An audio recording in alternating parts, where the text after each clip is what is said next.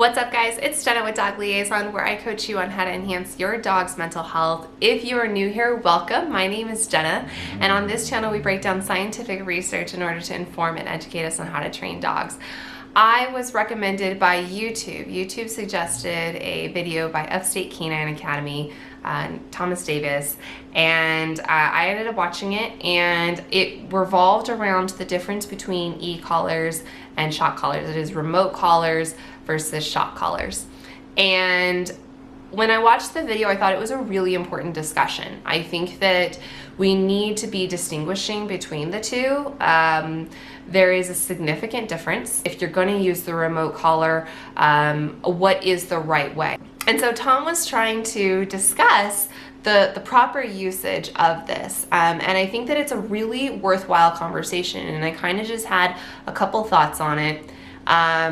I will admit, though, that when I was watching his video, I had several questions. I had a lot of confusion on what his interpretation of the tool is. And so that was sort of the catalyst for me making this video, which is that I just have questions. I just want to ask a couple of things, and hopefully I can get a couple answers back. I would love to have a dialogue with Tom. I would love to get comments in the section below. So if you are seeing this video and you know the answers to my questions, and they're not argumentative, they're valid answers, okay? I would love to see those comments. And if you're interested in more of my content, absolutely consider hitting subscribe. Let's get into it. So for starters, I do want to commend Tom, because I think in the video he handled a pretty tough conversation in a pretty respectful, calm way. He was very calm, and I think that it's important that I also respond calmly. So I'm going to try to do my best to come across as welcoming and as open-minded, because I think that this is a worthwhile conversation. I think that discussing remote collars and their usage is important. Now, in the video, Tom argues that the point of the collar is to get the dog to say, hey, what's up, and respond. Now, the example that they're using in this scenario is that the dog is bolting out of the car of the house and is running down the street and is chasing a squirrel, right? And the idea is just that this remote collar, the stimulation on the neck, is supposed to be just sort of like a tap on the shoulder and like, hey, act as a cue to come back, right? When a dog makes a decision to say, see you later, I'm chasing a squirrel, rabbit, the chances of you getting them back with just like, hey, Delta, please come back, is gonna be less likely than if you had something that can actually control them, like remote collar training. It's a very non-aversive, non-corrective, doesn't hurt the dog at all. Effectively, what he's explaining is that the collar is acting as a cue, that the little stimulation that the dog gets on the neck is acting as a cue to respond as a recall, to come back. And I think it's absolutely important that we understand that absolutely you can have a tactile cue. Absolutely, the vibration on the neck on a low stimulation that is not scaring the dog, that is not painful to the dog, that is not alarming to the dog's adrenaline whatsoever, absolutely that can act as a cue to get the dog to recall, right? And it can even be used and paired with positive reinforcement. In fact, in this video, he does that. He says asks the dog to come, he stimulates it, the dog comes back, and he gives the dog a treat. So absolutely, especially if he's using it on level 4 like he is, the level 4 vibration absolutely can act as a very valid cue for the dog to recall. And I think that a lot of times people get up in arms about like e-collars are bad, e-collars are bad, e-collars are bad. And it's like, well, no. For example, I get asked all the time what my opinions on e-collars are, and my answer is I don't really have an opinion on remote collars. That's like asking me, what is your opinion on pencils? I don't have an opinion on pencils. Pencils are pencils. Now, if you're asking me, do I think pencils are good for writing and being put against paper, I go, yeah, that's a pretty good use for pencils. If you ask me if I like pencils stabbing people's eyes and drawing on walls, I would say no, pencils are bad, right? So you can't really have an opinion on remote collars. You can have an opinion on how remote collars are being used. And I think that that distinction is really important. People need to understand that we can't just start getting up in arms about machinery that doesn't operate on its own. It operates according to what the human is doing. The other thing to think about is that absolutely a dog can have a positive association with the collar. This comes down to something, the big fancy term is conditional emotional response, which is CER. And it's basically when your dog, when you come home, your dog automatically gets happy, right? That's a conditioned emotional response. So when you pull out the collar and the dog starts wagging and jumping up and down, that's a conditional emotional response. That's a CER. And wholeheartedly, a dog can have a positive CER to the vibration, where they know, okay, I like that when the vibration goes off because it means that if I run to mom, I get a treat. Absolutely, that can happen.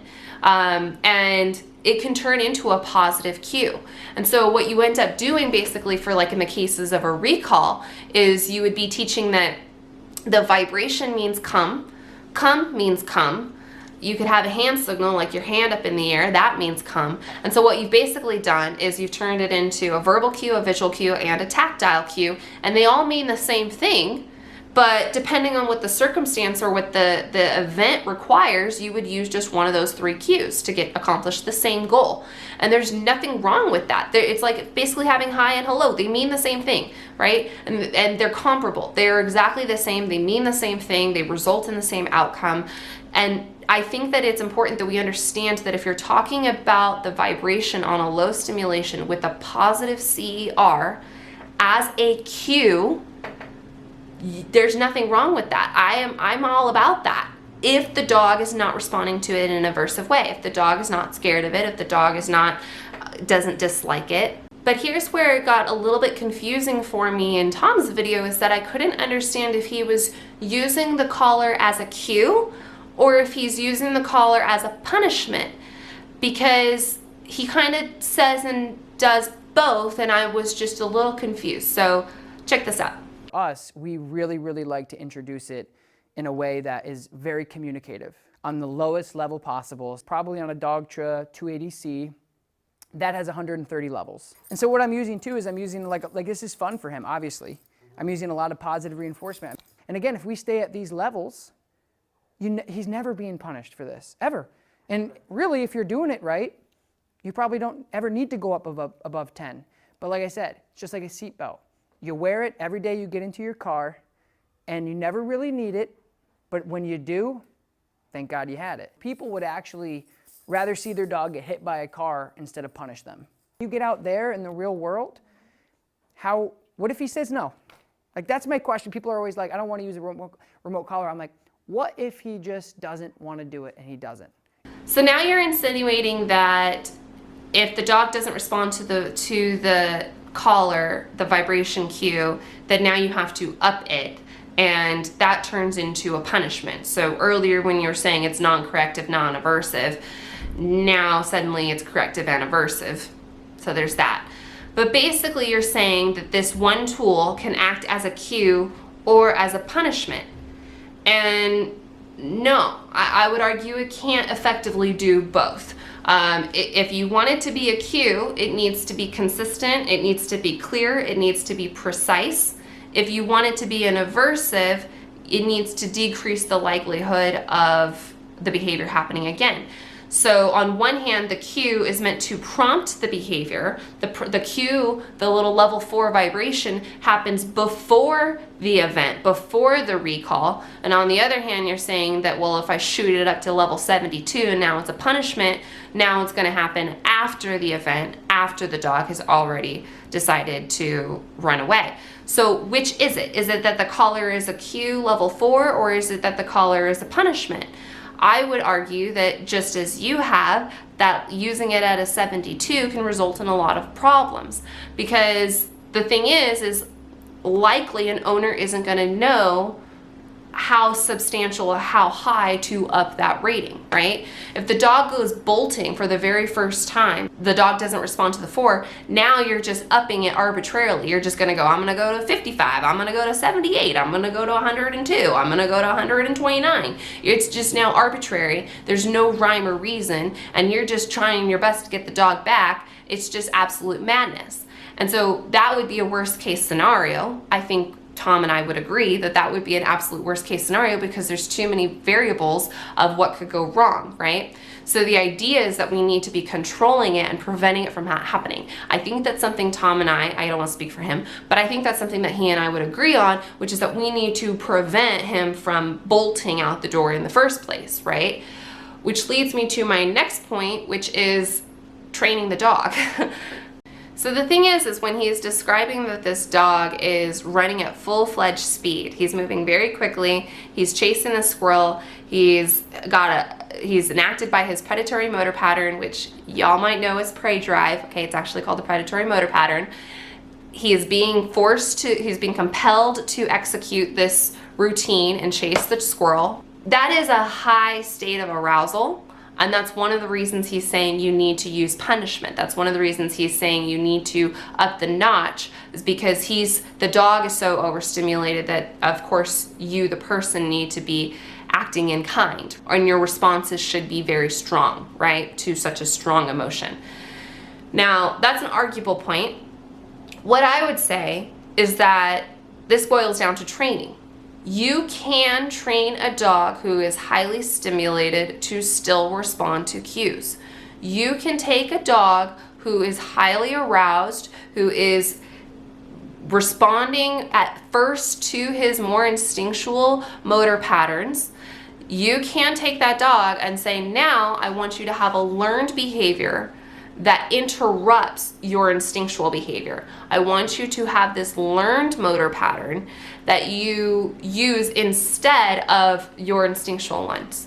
And the example I always use is working dogs. The examples I always use is sports dogs.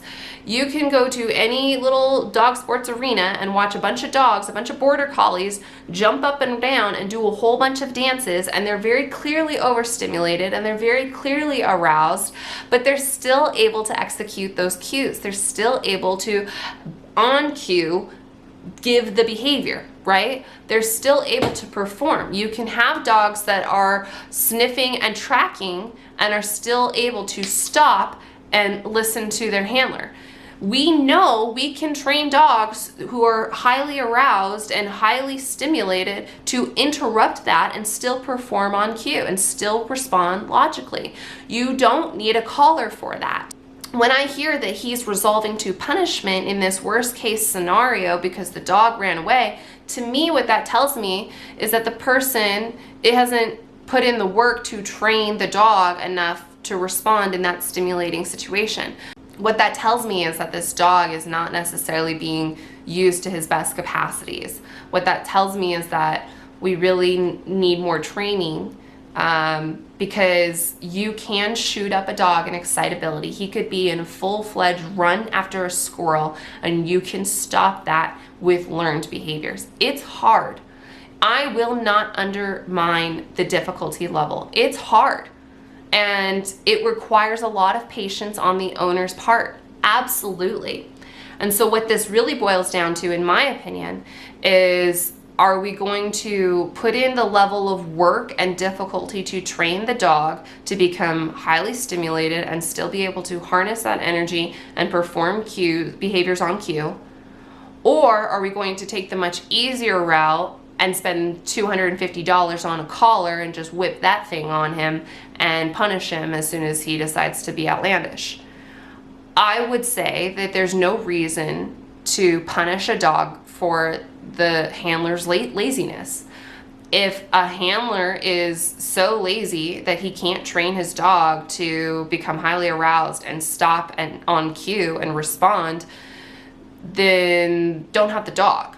The other pretty substantial question I had watching this video was that I didn't understand why he was never fading out the verbal cue. We never once, not once, do we see the dog respond to strictly the vibration on his neck as a recall cue. Delta, come. Yes, good, come. Sit. Wonderful job. So we're gonna do it again. Delta, come.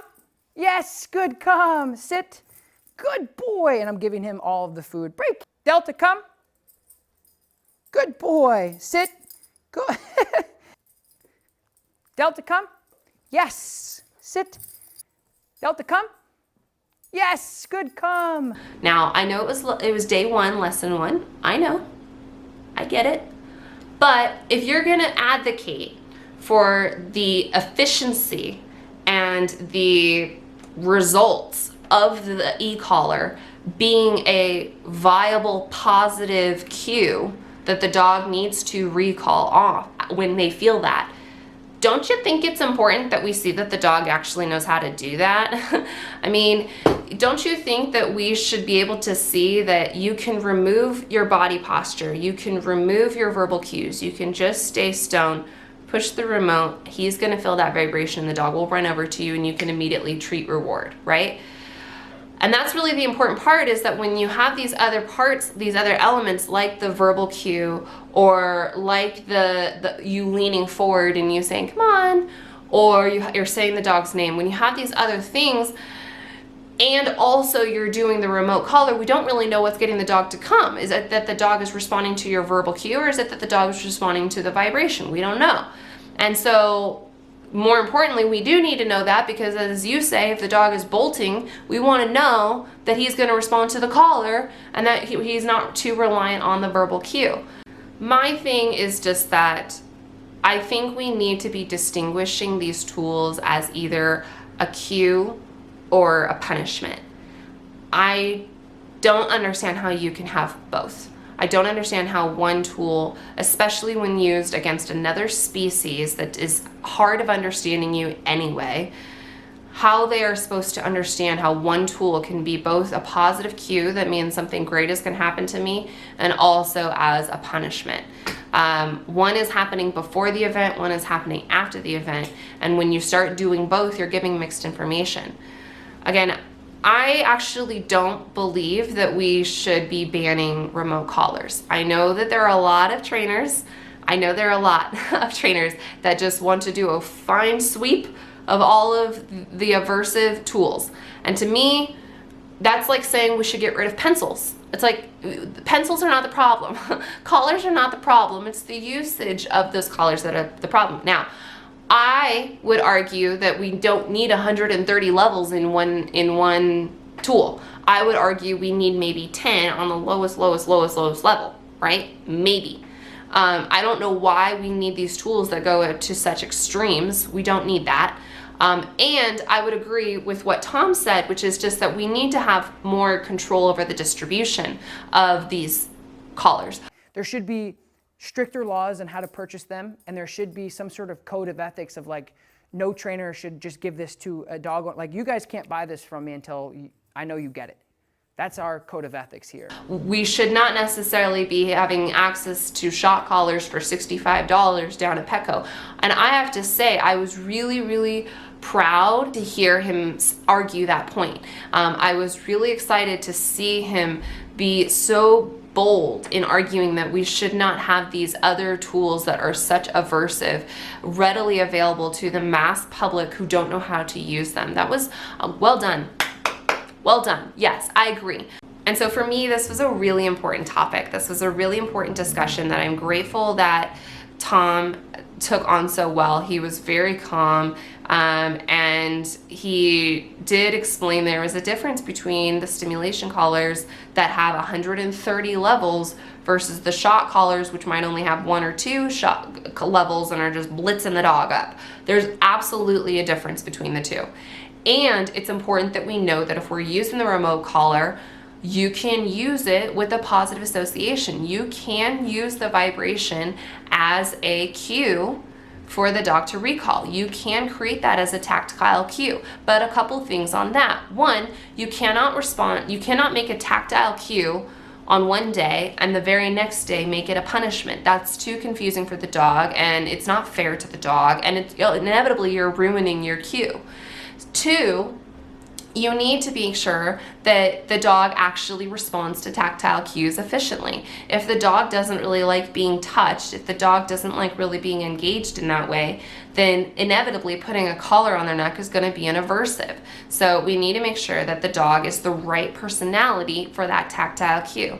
And lastly, we need to make sure that the cue is paired with something positive. It needs to have a positive outcome. He needs to have a conditional emotional response to it, which is happiness and joy. So I really am open to hearing constructive answers back to me. I really am open to reading the comments below and having people tell me what maybe I misunderstood and clear the air. I really would love to learn, and that's one of the reasons I'm making this video, which is that because I'm confused. Are we talking about the collar as a cue, or are we talking about the collar as a punishment? I just think that that answer needs more clarification. And so if you have the answer, tell me in the comments below. If you enjoyed this video, make sure you hit like. If you want to see more of my content, make sure you hit subscribe and go scrolling, and I'll see y'all soon.